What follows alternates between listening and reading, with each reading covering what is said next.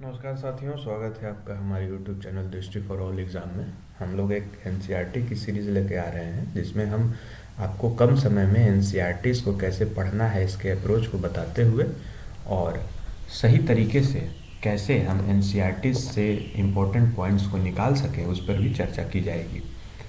आ, अधिकतर लोगों को देखा गया है कि एनसीईआरटीज़ पढ़ते समय अगर किसी एग्ज़ाम की तैयारी कर रहे हैं और अगर उन्हें सलाह दी गई है कि आप एनसीईआरटीज़ को पढ़िए, एनसीईआरटीज़ को बेसिक नॉलेज लीजिए, तो सबसे पहले लोग करते क्या है कि class 6 to 12th NCERT recommendation के हिसाब से क्लास 6 का एनसीईआरटी उठाते हैं और वहाँ से पढ़ना शुरू करते हैं, जो कि बहुत गलत अप्रोच है। आपको पहले ये समझना पड़ेगा कि किस क्लासेस में जो जो टॉपिक्स हैं, क्या वो टॉपिक्स आगे भी किसी क्लासेस में रिपीट हो रहे हैं। अगर रिपीट हो रहे हैं, जैसे अगर हम एक उदाहरण के रूप में लेना चाहें, तो अगर मान लेते हैं कि हम आधुनिक भारत या हम भारतीय इतिहास के प्राचीन भारत की बात करें, प्राचीन भारत अगर हम पढ़ रहे हैं तो क्लास 6 में भी वो पढ़ना है हमें टॉपिक, और फिर वही क्लास 9 में भी हमें पढ़ना मिलेगा, और उसी प्रकार से वो क्लास 11th और 12th में भी उस टॉपिक्स की चर्चा की जाती है न्यू एनसीईआरटीज में।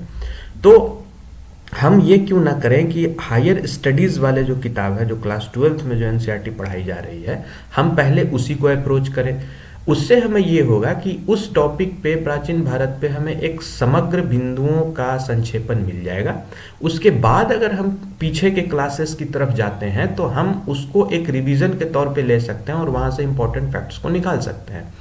एनसीईआरटीज पढ़ने के लिए ये जरूरी नहीं है कि आप एनसीईआरटीज पढ़िए और पहले ही पाठन में आप बिंदुओं को हाईलाइट करना शुरू करिए। नहीं, ये गलत अप्रोच ये भी माना जाता है। आपको सबसे पहले एनसीईआरटीज को 3 रीडिंग में पढ़ना बहुत इंपॉर्टेंट होता है। फर्स्ट रीडिंग में आप सिर्फ एक निगाह, सरसरी निगाह से आप उस बुक को देखिए और समझिए कि हाँ, ये चीज़ हमारे इतिहास में, हमारे भूगोल में, हमारी अर्थव्यवस्था में ये घटनाएं घटी हैं।